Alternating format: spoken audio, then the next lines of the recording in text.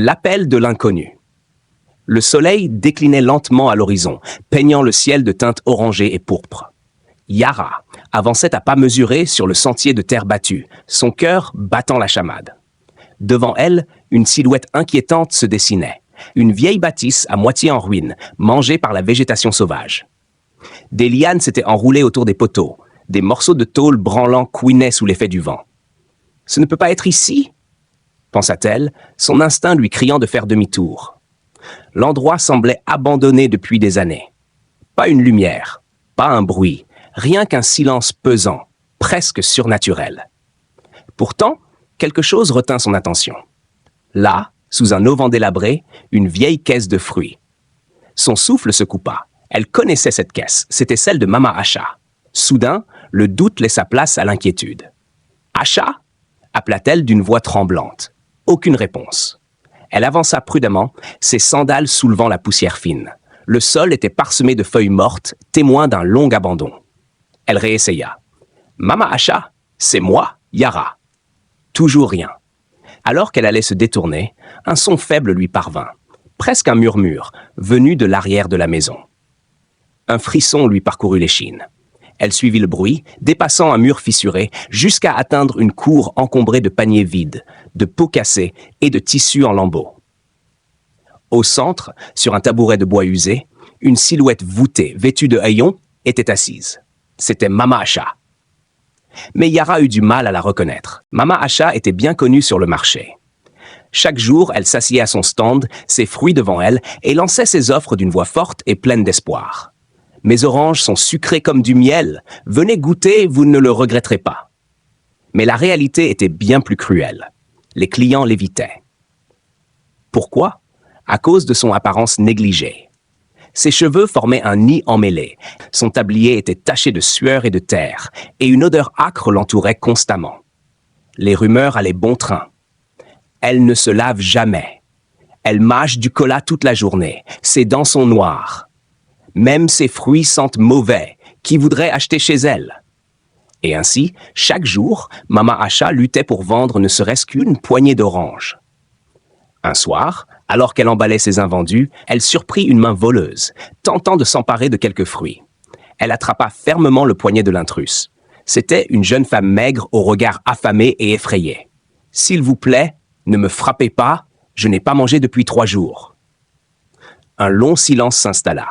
Puis, contre toute attente, Mama Asha relâcha son emprise.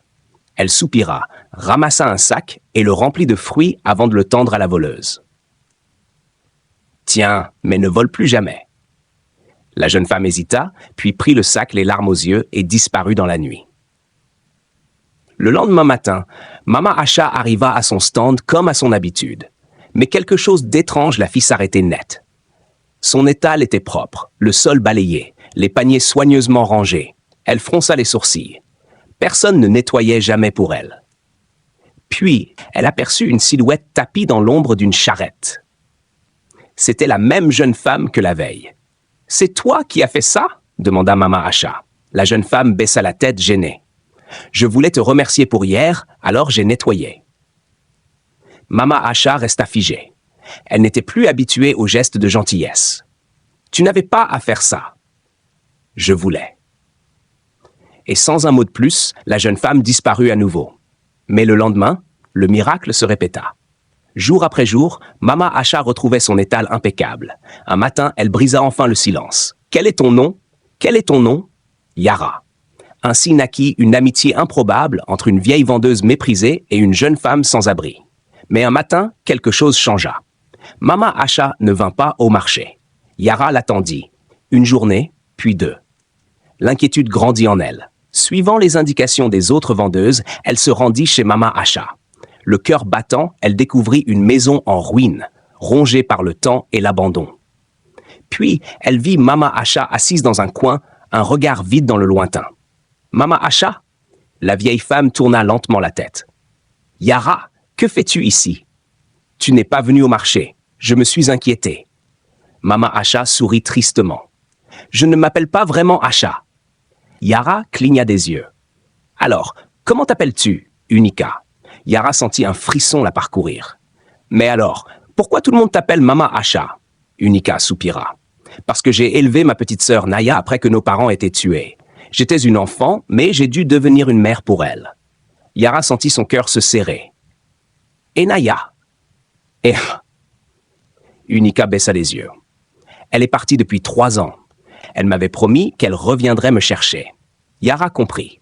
Unica ne voulait pas admettre que sa sœur ne reviendrait jamais. Cette nuit-là, alors qu'elle regardait les étoiles, Yara murmura.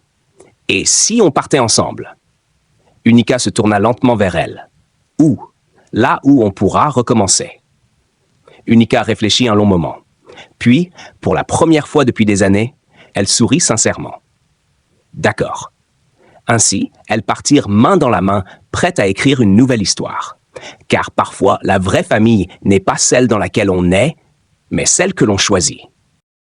Les nuits étaient fraîches dans le petit village. Et pourtant, Yara ressentait une chaleur étrange en elle. Cela faisait plusieurs jours qu'elle vivait avec Unica, partageant son toit, mangeant avec elle, l'écoutant raconter de vieilles histoires à demi murmurées. Mais quelque chose clochait. Unica semblait ailleurs. Chaque soir, après le dîner, elle s'asseyait sur le seuil de la maison, les yeux rivés sur l'horizon, comme si elle attendait que quelqu'un apparaisse. Parfois, Yara la trouvait somnolente sur une chaise, la brise nocturne jouant avec ses cheveux emmêlés. Elle savait ce qu'elle attendait. Elle attendait Naya, sa sœur disparue. « Tu devrais aller dormir, Unica. »« Et si elle revenait ce soir ?»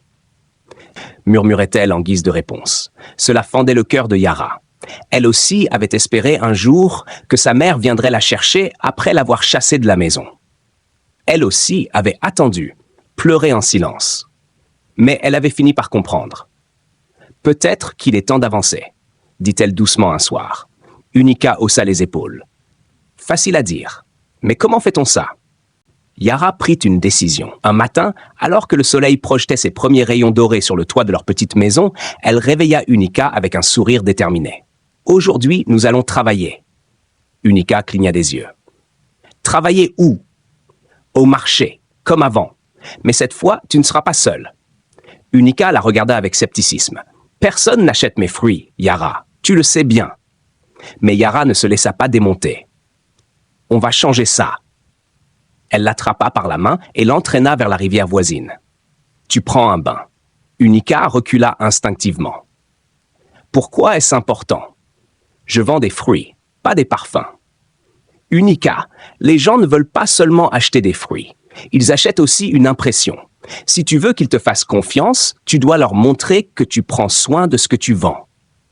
Elle soupira profondément. « Je sais que ce n'est pas facile, mais essaye pour moi. » Unica grommela, mais elle accepta. Elle plongea dans l'eau fraîche, frotta sa peau, lava ses cheveux qui n'avaient pas vu de savon depuis trop longtemps. Lorsqu'elle sortit de la rivière, elle se sentait différente, légère, libre. C'était comme si elle s'était débarrassée de 3 années de solitude et de tristesse, en même temps que de la crasse. Yara lui tendit une robe propre. « Tiens, c'est le début d'une nouvelle version de toi. » Unica l'enfila sans protester. Et pour la première fois depuis longtemps, elle se sentit prête. Le retour au marché. Le marché était animé ce matin-là. Les cris des vendeurs se mêlaient aux rires des enfants qui couraient entre les étals. L'air sentait le poisson grillé, les épices et les fruits mûrs. Lorsque Yara et Unica installèrent leur stand, les regards se tournèrent vers elle. « C'est Mama Asha ? Elle est différente aujourd'hui. » Mais certains murmuraient encore. « Elle peut bien se laver ? Mais qui voudrait acheter ses fruits ?» Yara ne se laissa pas démonter. Avec une énergie débordante, elle commença à vanter les produits d'Unica. « Venez goûter nos fruits.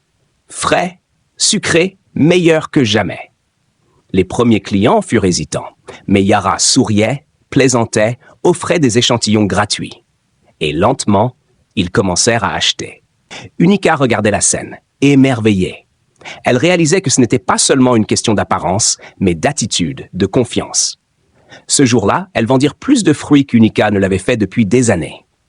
Et en rentrant chez elle, un sentiment nouveau envahit son cœur. L'espoir. Quelques semaines passèrent, et Unica et Yara devinrent inséparables. Elles partageaient tout. Les rires, les repas, les histoires de leur vie brisée. Mais une chose étrange se produisit un après-midi. Un cri résonna dans la rue. « Unica !» Unica se figea. Elle connaissait cette voix. Elle se précipita dehors et vit, debout devant leur maison, une femme élégamment vêtue, un foulard soyeux autour du cou, des bijoux scintillants à ses poignets. C'était Naya. Les deux sœurs se regardèrent un long moment. Puis, elles se jetèrent dans les bras l'une de l'autre. Les larmes coulaient sur les joues d'Unica. Elle l'avait attendue si longtemps. Mais quand l'émotion s'atténua, elle remarqua quelque chose dans les yeux de sa sœur, un mélange de honte et de calcul. « Je suis désolé d'être partie si longtemps, Unica. »« Pourquoi ne m'as-tu jamais écrit? Jamais envoyé de nouvelles ?» Naya baissa la tête, puis d'une voix hésitante. « J'ai besoin d'aide. » Unica sentit un pincement au cœur. « Quelle aide ?» Naya hésita avant d'avouer. « J'ai tout perdu. Mon mari m'a chassé. J'ai besoin d'argent pour repartir en ville, mais je te promets que cette fois, je reviendrai pour toi. » Un lourd silence s'abattit sur elle. Unica comprit alors la vérité. Elle n'était pas revenue pour elle. Elle était revenue pour ce qu'elle pouvait lui donner. Elle sentit la colère monter en elle. Des années de sacrifice, d'attente, tout ça, pour ça. Elle ferma les yeux un instant, puis dit d'une voix calme, mais ferme. « Tu peux rester ici, c'est la maison de nos parents, mais je ne te donnerai pas un centime. » Les yeux de Naya s'agrandirent. « Mais, Unica, tu m'as laissé une fois. Je ne te laisserai pas me détruire une seconde fois. » Naya resta bouche bée. Finalement, elle prit ses affaires et partit sans un regard en arrière. Yara, qui avait assisté à toute la scène, s'approcha doucement. « Tu vas bien ?» Unica inspira profondément, puis elle sourit. Première fois, oui, car à cet instant, elle avait compris une chose essentielle. On ne peut pas changer le passé, mais on peut choisir de ne plus le laisser dicter notre avenir. Et elle avait choisi d'avancer. Le départ de Naya laissa un silence étrange dans la maison. Unica resta un long moment debout devant la porte, observant la route poussiéreuse où sa sœur venait de disparaître. Yara, inquiète, s'approcha doucement. « Tu regrettes ta décision ?» Unica secoua la tête, un sourire amer aux lèvres. « Non. Pour la première fois de ma vie, j'ai fait ce qui était juste pour moi. » Elle s'assit sur le banc en bois devant la maison, inspirant profondément l'air du soir. « Mais ça fait mal de réaliser que j'ai attendu toutes ces années pour rien. » Yara posa une main réconfortante sur son épaule. « Tu n'as pas attendu pour rien. Parce que si tu ne l'avais pas fait, tu ne serais pas la femme que tu es aujourd'hui. » Unica la regarda et sentit son cœur se réchauffer. Elle n'était plus seule. Les jours passèrent, et avec eux, le vent du changement soufflait sur la vie des deux femmes. Un matin, alors qu'elles rangeaient leur panier après une bonne journée de vente, Yara déclara soudainement « J'ai une idée !» Unica, intriguée, lui jeta un regard curieux. « Je veux qu'on fasse plus que vendre des fruits. Je veux qu'on crée quelque chose de plus grand. » « Plus grand ?» répéta Unica. Yara hocha la tête avec excitation. « Oui, écoute-moi. Toute notre vie, nous avons vécu avec le strict minimum. Nous nous sommes contentés de survivre. Mais pourquoi ne pas rêver plus grand? Pourquoi ne pas développer une vraie entreprise ?» Unica cligna des yeux. « Mais comment? Nous n'avons pas d'argent. Nous avons du courage, » répliqua Yara avec un sourire confiant. « Et des idées. » Elles passèrent la nuit à discuter, allongées sur leurs nattes, éclairées par la lueur vacillante d'une lampe à pétrole. Yara partagea sa vision. Elles allaient créer le premier stand de jus de fruits frais du marché. Elles allaient diversifier leurs produits, proposer des confitures, des fruits séchés, des épices. Elles allaient apprendre les bases du commerce moderne, attirer plus de clients, améliorer la qualité de leur production. Unica était hésitante au début, mais quelque chose en elle brûlait d'envie de changer. « Tu crois qu'on peut vraiment y arriver ?» Yara sourit. « On a déjà surmonté le pire. Le reste, ce ne sont que des défis. Et les défis, ça se relève. » Ainsi, l'aventure commença. Les semaines qui suivirent furent éprouvantes, mais chaque jour, elles avançaient un peu plus. Elles se levèrent avant l'aube pour aller chercher des fruits plus frais auprès des fermiers des environs. Elles nettoyèrent et décorèrent leur stand, ajoutant des guirlandes colorées, rendant leur étal plus attrayant. Elles apprirent à bien présenter leurs produits, à discuter avec les clients, à comprendre ce qu'ils recherchaient. Petit à petit, leur réputation changea.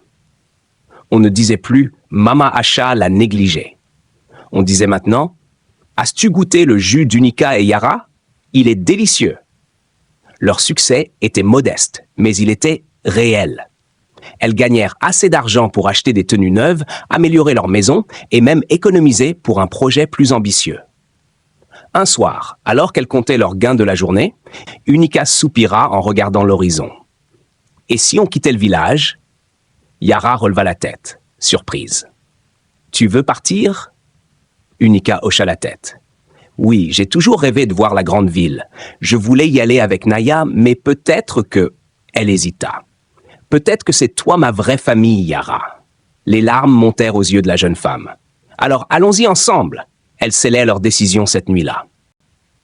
Le matin du départ arriva plus vite qu'elles ne l'avaient imaginé.